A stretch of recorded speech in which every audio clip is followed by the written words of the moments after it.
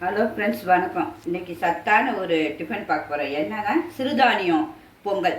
அதாவது குதிரைவாளி, சாமை, வரகு, திணை இது எல்லாம் போட்டு ஒரு பொங்கல். ஹெல்த்தியாகவும் இருக்கும், ரொம்ப டேஸ்ட்டாகவும் இருக்கும். இதை ஒரு நாள் நீங்கள் செஞ்சு பாருங்கள். இந்த டம்ளருக்கு ஒரு 3/4 டம்ளர் எடுத்திருக்கேன். நான் எடுத்து இதில் வச்சுருக்கேன். அதே சின்ன சின்ன டம்ளரில் ஒரு அரை எடுத்து இதில் வச்சுருக்கேன். இது இந்த 4த்தையும் மொத்தமாக கலக்கி இதில் வச்சுருக்கேன். ஒரு டப்பாவில் அரை கிலோ வாங்கி மொத்தமாக கலக்கி வச்சுருக்கேன். வச்சுட்டு அதில் இருந்து தான் எடுத்துருக்கேன் 3/4 டம்ளர்.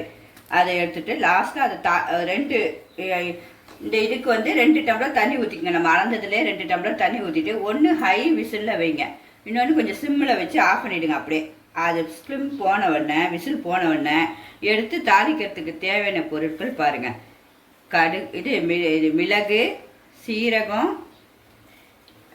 இஞ்சி ஒரு சின்ன துண்டு, கருவேப்பிலை வாசனைக்கு, 2 முந்திரி ஆரோக்கியம் உங்களுக்கு டேஸ்ட்டுக்காக வேணுன்னா போடலாம். நான் போட மாட்டேன். நீங்கள் உங்களுக்கு காட்டுறேன் எடுத்து. ஆனால் ரொம்ப டேஸ்ட்டாக இருக்கும். இது உடம்புக்கு ரொம்ப ஹெல்த்தி. செஞ்சு பாருங்கள் காலையில். அப்புறம் சட்னி, அதுக்கு காஞ்ச மிளகாய் சட்னி சும்மா டாப்பாக இருக்கும். அதுக்கு தேவையான பொருட்கள் பாருங்கள். ஒரு பெரிய பத்தை தேங்காய், உடச்ச கடை நல்லா ஒரு கையளவு, ஒரே ஒரு காஞ்ச மிளகாய் காரத்துக்கு, நீங்கள் 2 கூட போடலாம், நல்லாயிருக்கும். கருவேப்பிலை கொஞ்சம் தாளிப்புக்கு, அவ்வளோதான். இதெல்லாம் போட்டுட்டு தாளிக்கும் போது உங்களுக்கு நான் காட்டுறேன். இப்போ குக்கர் திறந்து பார்க்கலாமா? அதுக்கு போயிருக்கோம். இங்கே பார்த்தீங்கன்னா அந்த பொங்கல் எவ்வளோ அழகாக வந்திருக்கு பாருங்கள், க்ளீனாக. இங்கே பார்த்தீங்கன்னா அது அப்படியே ஒரு கிண்டிட்டு தாளிச்சிட வேண்டியதான். ரொம்ப டேஸ்ட்டாக இருக்கும். தாளித்து காட்டிடுறேன் பாருங்கள். எண்ணெயில் நெய் ஊற்றிக்குங்க. நீங்கள் நான் எண்ணெய் இவ்வளோ தான் ஊற்றுவேன். நீங்கள் கொஞ்சம் நிறையாவே ஊற்றிக்குங்க. ஏன்னா எனக்கு எண்ணெய் எங்கள் வீட்டில் ரொம்ப சேர்க்க மாட்டேன்னு சொல்லியிருக்கேன்ல. இஞ்சி ஒரு சின்ன துண்டு இருக்குல்ல, அதை போட்டுருங்க. இஞ்சி கொஞ்சம் நல்லா வந்தோடனே நீங்கள் முந்திரி கூட போடலாம்.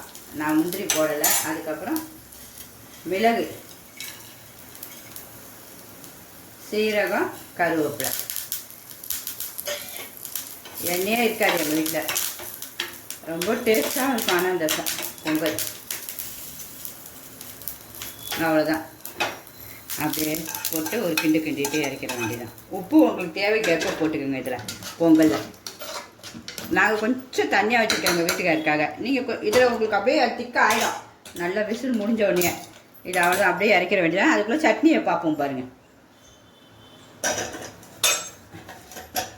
காஞ்ச மிளகாய் சட்னி அரைச்சி வச்சுருக்கேன் பாருங்கள்.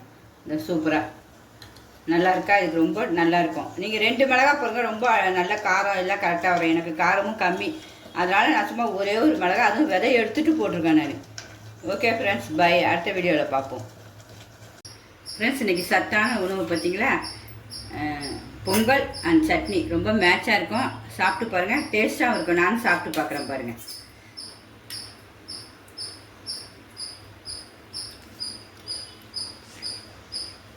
ரொம்ப டேஸ்ட்டாக இருக்குது சிறுதானிய உணவு. சாப்பிடுங்க. வாரத்தில் 2 நாள் சாப்பிடுங்க.